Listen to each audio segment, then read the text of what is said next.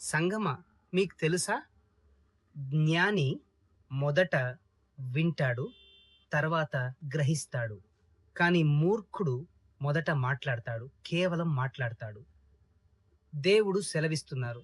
"A fool has no delight in understanding, but only in expressing his own heart."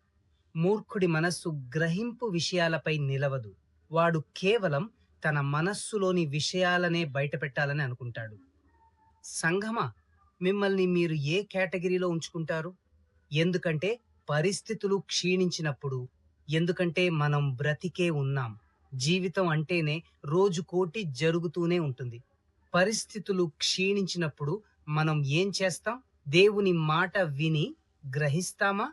లేక కేవలం మన విషయాలను, పరిస్థితులను చూసి దేవుని ముందు ఫిర్యాదుల వరుస పెడతామా?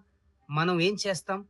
మిమ్మల్ని మీరు పరీక్షించుకోండి. కేవలం దేవుని పట్ల మాత్రమే కాదు, మీ ఇళ్లలో ఉన్నప్పుడు, కుటుంబాలలో ఉన్నప్పుడు, ప్రజల పట్ల కూడా జ్ఞానులుగా ఉండండి. వినండి మరియు గ్రహించండి. లేదంటే బైబిల్ ప్రకారం మీరు మూర్ఖులుగా పరిగణించబడతారు.